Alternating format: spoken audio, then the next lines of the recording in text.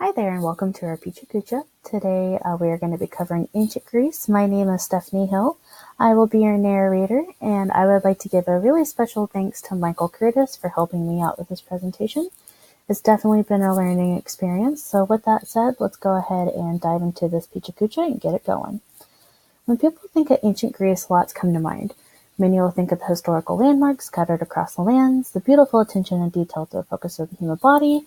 We can't forget the classic red and black pottery. It's a staple all across Greece. If you want to check some out for yourself, there's some on the first floor.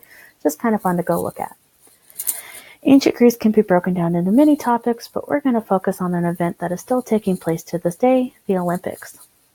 The massive following of the Games kept the tradition alive for nearly 12 centuries. It actually only covered 6 events, but we'll dive into that a little bit later. All free men were allowed to participate, and by the 5th century BC, the Games would last 5 full days. So what was the whole purpose of these Games to begin with? Well, it was a way to honor Zeus, king of all gods. The Games were held in Olympia, a religious sanctuary site for Zeus himself. On the middle day of the event, a vast number of cows would be slaughtered in order to honor him. Once the offering was made to Zeus himself, all others would feast as well. Beginning in 776 BC, the Games actually would take place every 4 years, a tradition that is still happening today. While it should be noted that there is literary and archaeological evidence that the Games may have existed a little bit earlier, probably around the 9th or 10th century BC. As mentioned earlier, all free Greek males were allowed to participate in the Games. The majority would probably be soldiers, but there were some farmers and royal heirs that would participate as well.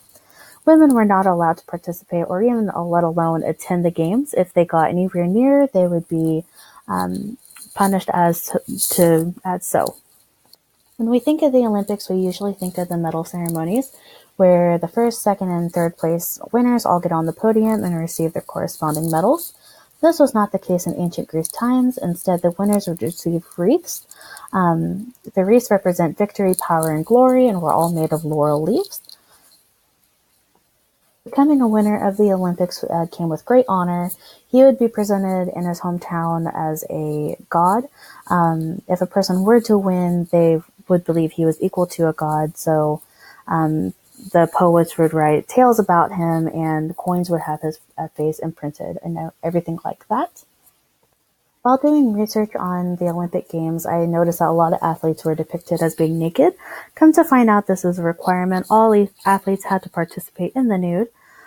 This was done so the appreciation of the body could be seen. Everyone had to participate in oil, so it kind of made their muscles stand out just a little bit more. Personal hygiene was surprisingly a major focal point in becoming an athlete during the ancient Olympics. From the time that the competitor could train, they were taught how to take care of their body due to the aspect of being naked. Athletes would use oil, as mentioned before, but they would also incorporate a small layer of sand that would be rubbed into their skin to use as protection from barrier pits and stuff. So let's talk about the main events. Boxing was a really popular one and still is. Boxing had no time limits, no weight class, and also no scoring system. Boxers were urged to not hit the private parts, however, everything else was open game.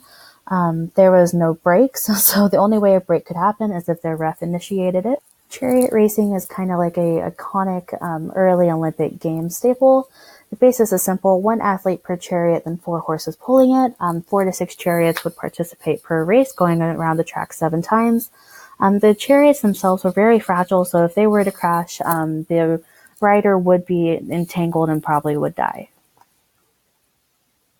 Field and track is still a very common event within the Olympics. The long jump was not as we always know it. The athletes would walk into a stadium to a very nearly silent crowd. The only sound would be coming from a flute, and they would actually run with stones in their hands in order to gain momentum to make them jump further. The javelin was also an event. It hasn't changed much since the ancient times. The only thing that has changed is that they used to have a leather strap that would wrap around the hands that would actually allow further momentum for the javelin to be thrown. This was a very warlike event, so lots of soldiers did participate.